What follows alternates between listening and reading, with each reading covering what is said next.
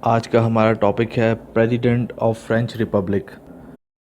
पहले हम लोग प्रेसिडेंट को जनरल डिस्कस करेंगे, उसके बाद हम प्रेसिडेंट की पावर्स एंड फंक्शंस देखेंगे। फ्रांस के 1958 के आइन को फिफ्थ रिपब्लिक कहा जाता है और जो फर्स्ट प्रेसिडेंट थे वो जनरल डिगॉले थे। जनरल डिगॉले को इलेक्टोरल कॉलेज ने इलेक्ट किया। उन स्टूडेंट्स के लिए जिन्हें नहीं पता कि इलेक्टोरल कॉलेज क्या है, इलेक्टोरल कॉलेज के मेंबर्स अपना चीफ एग्जीक्यूटिव इलेक्ट करते हैं। अब यूनाइटेड स्टेट्स ऑफ अमेरिका में इलेक्टोरल कॉलेज वहाँ का सेनेट और हाउस ऑफ रिप्रेजेंटेटिव के तमाम मेंबरान होते हैं और वो दोनों हाउसेस के मेंबरान अपना प्रेसिडेंट इलेक्ट करते हैं। इसी तरह जो जनरल डिगॉले था उसके इलेक्टोरल कॉलेज में 6 किस्म के लोग थे, मेंबर्स थे 6 किस्म के। पहला था मेंबर्स ऑफ पार्लियामेंट, दूसरा था म्यूनसिपल काउंसलर्स, तीसरा था जनरल काउंसिल और चौथा था मेंबर ऑफ असेंबलीज़, पांचवा था म्यूनसिपैलिटीज़ ऑफ ओवरसीज़ टेरिटरी और छठा था रिपब्लिक्स। ये जितनी भी म्यूनसिपल के वर्ड यूज़ हुए हैं ये बेसिकली डिस्ट्रिक्ट असेंबलीज़ का हवाला दिया जा रहा है। और रिपब्लिक जो फ्रांस के अंडर ऑटोनोमस रीजन्स थे उन्हें रिपब्लिक कहते हैं। अब सवाल ये पैदा होता है कि ये इतना यूनिक इलेक्टोरल कॉलेज क्यों था। At the time of constitution 1958 France की जो जियोग्राफिकल लोकेशन थी वो फ्रांस के फेवर में बिल्कुल नहीं थी और इंतहाई ग्रेव सिचुएशन थी, तशवीशनाक सिचुएशन थी। तो इन्हीं चीज़ों को मद्देनज़र रखते हुए ये जितने भी 6 जो मैंने आपको 6 किस्म के मेंबर्स का बताया है, इन्हें सेंस ऑफ पार्टिसिपेशन देनी थी ताकि फ़्रांस और उसके जितने भी ऑटोनोमस रीजन्स थे या उनकी डिस्ट्रिक्ट्स थी या उनके प्रोविंसेस थे वो आपस में यूनिफाइड होकर रहें। यही वजह थी कि उनका इलेक्टोरल कॉलेज काफ़ी तादाद में काफ़ी ज़्यादा था और ये उस वक्त की डिमांड थी कि इलेक्टोरल कॉलेज में ये मेंबरान होने चाहिए।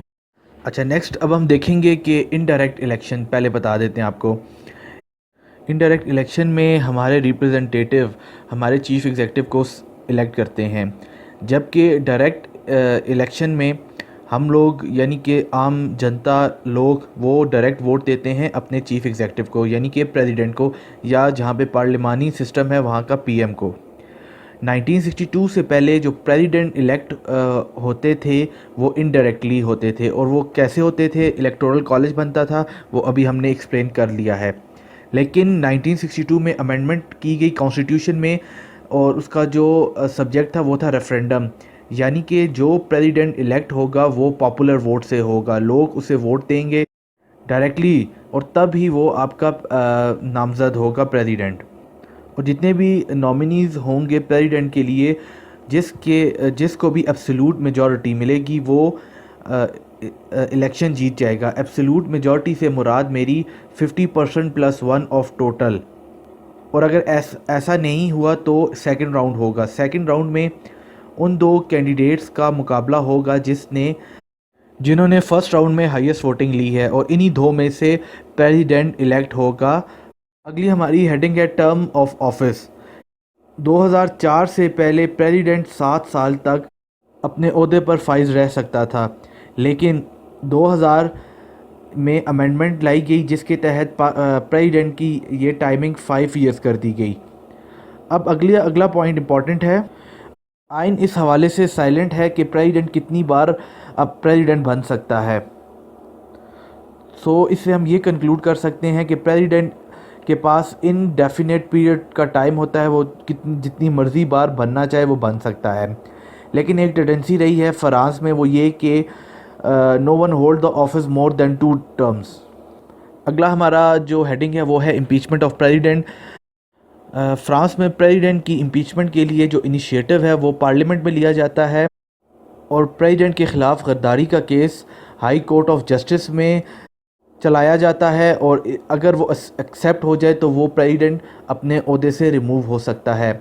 अगर डेथ हो जाए या रिमूवल हो जाए या रेजिग्नेशन हो जाए प्रेसिडेंट की, तो जो प्रेसिडेंट ऑफ सेनेट है, पाकिस्तान में चेयरमैन ऑफ सेनेट उसे कहते हैं, वो एक्ट करेगा एज अ एक्टिंग प्रेसिडेंट उस वक्त तक जब तक कोई नया प्रेसिडेंट नहीं आ सकता। अब हम फ्रांस के प्रेसिडेंट की पावर्स एंड फंक्शंस देखेंगे वन बाय वन। सबसे पहली है एग्जीक्यूटिव पावर्स। एग्जेक्टिव पावर्स में फर्स्ट पॉइंट पे लिखा हुआ है head of state and working head of government. Head of state की समझ तो आती है कि प्रेसिडेंट को हेड ऑफ स्टेट कहा जाता है, माना जाता है, लेकिन वर्किंग हेड ऑफ गवर्नमेंट से मुराद ये है कि due to his powerful presidency उसके पास इख्तियारात बहुत ज़्यादा हैं, इस वजह से उसे वर्किंग हेड ऑफ गवर्नमेंट कहा जाता है। प्राइम मिनिस्टर उसका एक सब ऑर्डिनेट है यहाँ पर। नेक्स्ट पॉइंट है प्रेसिडेंट जो होता है वो रिस्पॉन्सिबल होता है पॉलिसी गाइडलाइंस के और पॉलिसी एग्जीक्यूशन या इम्प्लीमेंटेशन के।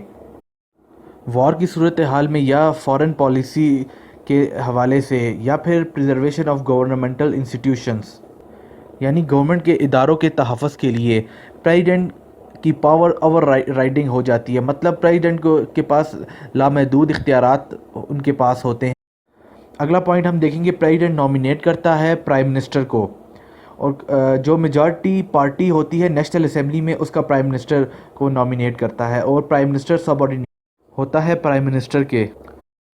और प्राइम मिनिस्टर को उसकी पावर्स ना ही कॉन्स्टिट्यूशन प्रोवाइड करती है और ना ही confidence of national assembly provide करती है, बल्कि प्राइम मिनिस्टर अपनी पावर लेता है प्रेसिडेंट से। और इसी वजह से प्रेसिडेंट प्राइम मिनिस्टर को किसी भी वक्त अपनी विल के अकॉर्डिंगली रिमूव कर सकता है। यहाँ पे एक केस है मई 1972 का।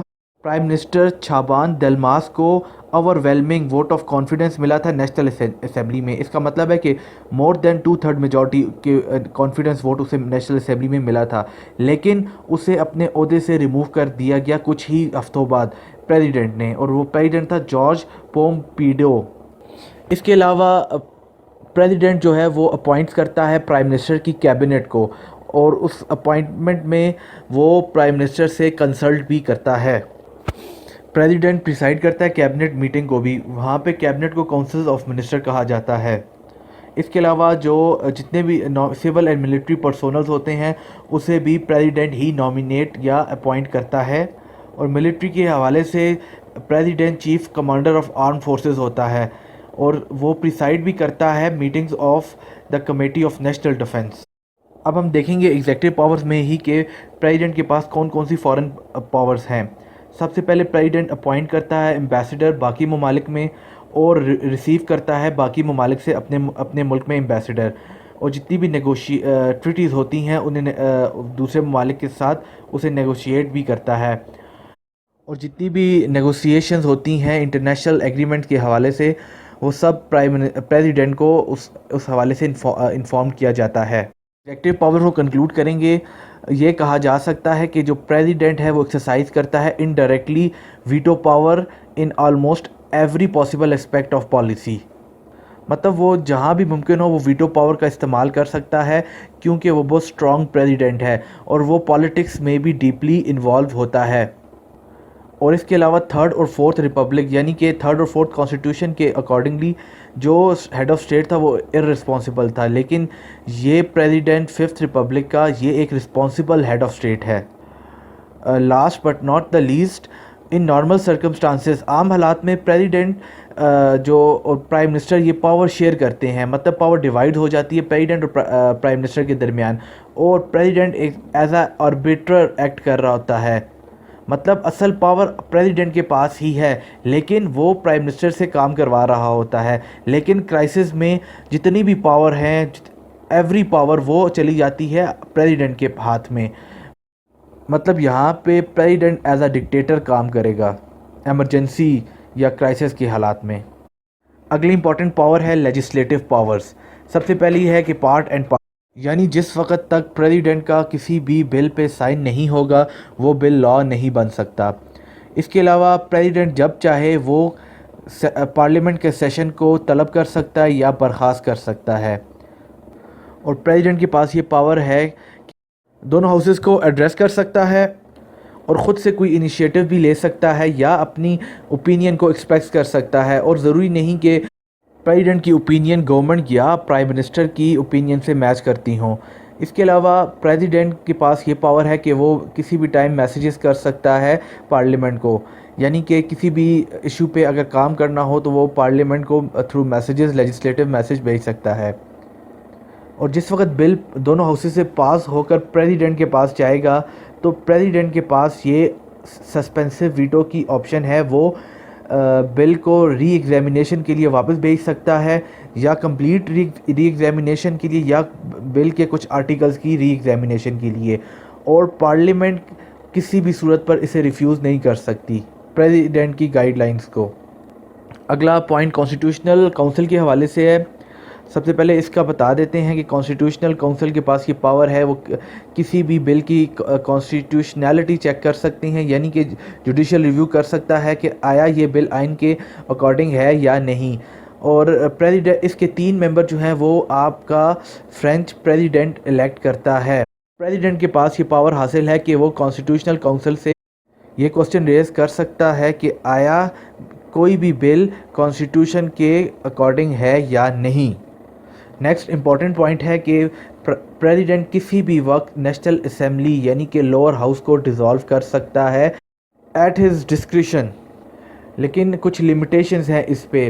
पहली लिमिटेशन ये है कि प्रेसिडेंट साल में सिर्फ एक बार ही असेंबली डिसॉल्व करेगा, मतलब नेशनल असेंबली डिसॉल्व करेगा।